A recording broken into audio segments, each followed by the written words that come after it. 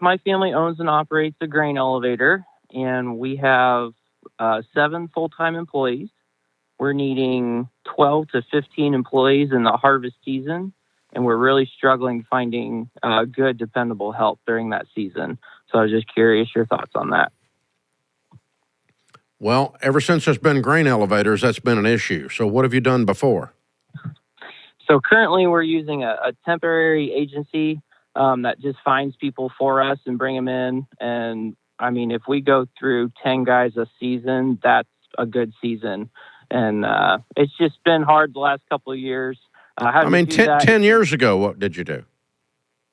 10 years ago, I just started on. And I know. But I mean, was your family running it or somebody else?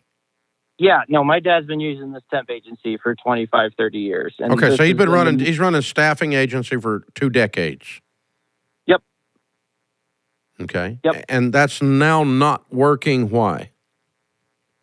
Because it's just harder and harder to just train people in the middle of our busy season. It'd be nice to have a little bit more dependable people to show up and to work and to get that done and just not have the inconsistency. Because when they don't show up and we don't hear from them for 2 or 3 days, then we've got to pull our main guys from their main jobs, and it just stresses an already stressed time. So, Jake, is that what the last 2 decades, has that not been the case? No, it has. My dad just hasn't addressed it. Oh. Okay. All right. So we're operating this way, it works, but it creates a level of stress because of the turnover and the lack of training and the lack of dependability. And I'll guess and say the people are probably less dependable than they were 10 years ago or 20 years ago. Would that be true? I would agree with that, yeah. Yeah, that's just a cultural thing, I guess. I'm guessing, right. But what's gross revenues on the elevators in a year? So we're between 12 and 15 million, just depending on commodity pricing. Right. And what's your profits? Do you know? We float between 250 and 500,000, just depending on commodity prices and basis levels. Pretty low margins then. Yeah. Okay. And you currently have full-time how many team members? So we have 7 full-time. And what do they do in the down season? So we work really hard for 2 months, and then we work, I guess, even harder in the other 10 to get them all empty.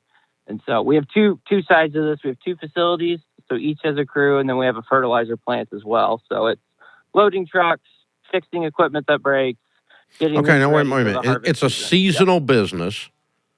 So how long is the peak of the seasonal business? So I always say we are... Like harvest, right?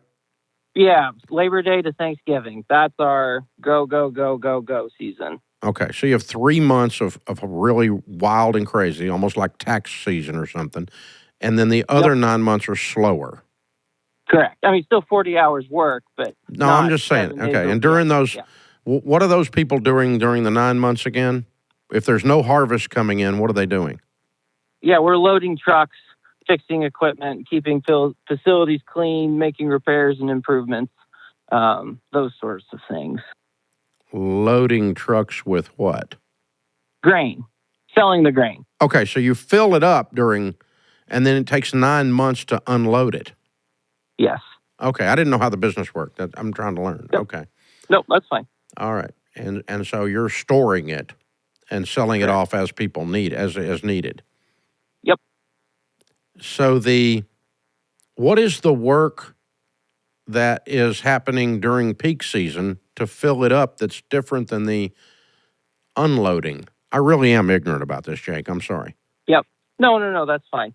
So the best way, in our opinion, to attack this is have our full-time guys that know these systems in and out. What they're doing is monitoring how full bins are, how dry the corn is, how well our dryers are running, making sure our equipment is working properly.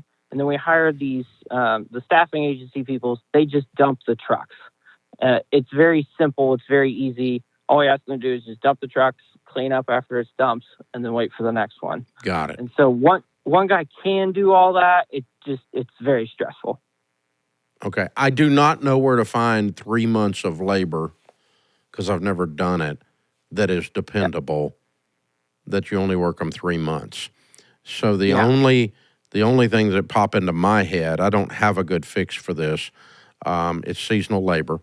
I don't know where to find it. The only fix I know is to diversify your business and have, like you said, you've got fertilizer plant. That's a different product completely.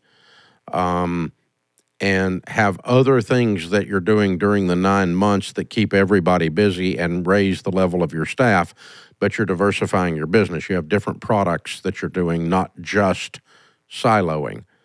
And and I guess the fertilizer plant might be an example of that.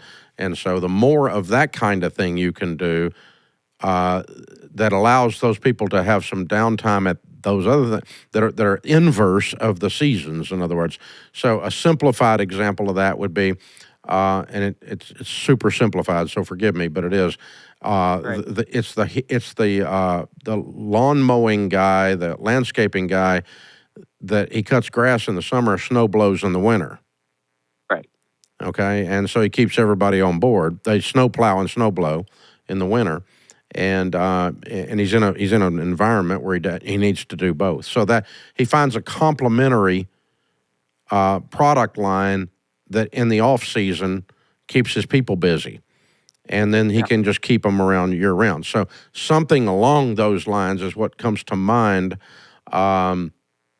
The other thing that you might investigate, and I don't think there's a lot of room here, but it may be you could add 1 or 2 more full-time people, giving up some of your profit because they're there all the whole year, but decreasing your stress by that number. So how many temps are you guys bringing in the middle of the hot season?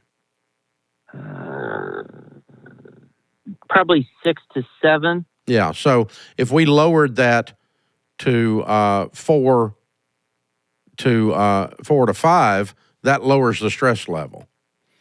And I would make the case that possibly the turnover and the downtime created by somebody not showing up and all that is probably costing you as much as keeping somebody else year round. Now, I don't think you staff the whole thing that way. I don't think you go hire 5 people. That's not what I'm saying. But you might add 2. Right. And lower your temp base and thereby lowering your stress. It sounds like when you're doing that, you're going to lower your profits, but you might find that the freaking dealing with the temp agency on the others and all that other crap is eating as much as a couple salaries is eating. That's possible. I'm not positive, but that's possible. I don't know what the flip I'm talking about. So I'm spitballing this with you, just making it up because I don't know your world and I don't know the industry there. And honestly, we don't have any seasonal people we hire. We do have products that are complementary. So we have things that, like right now, or not like right now, but I mean, like if you go back to Christmas and you look at Christmas and December, we've got retail and no live events. In live event season, retail's down and live events are up. So, we can repurpose people throughout the building on those different things that way. Still serving the consumer, but serving them in different ways that are the seasonal aspects are complementary rather than competing. And we have tried to do a little bit of that here. It might have been accidental, to be honest with you, but we still did it. We just figured out that's when people needed whatever, and we went and did it. But it's that idea of the snowblower versus the yard cutting guy, that's the thing you think through. That's how I've been looking at our business for a long time. So good stuff, man. Well done.